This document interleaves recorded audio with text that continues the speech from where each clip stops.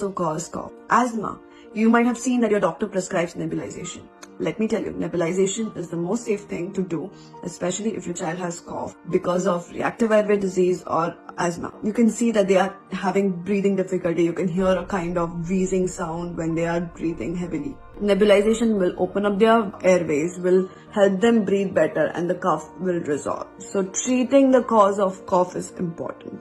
Please don't suppress the cough with cough medicines which are harmful and have no benefit to your kids.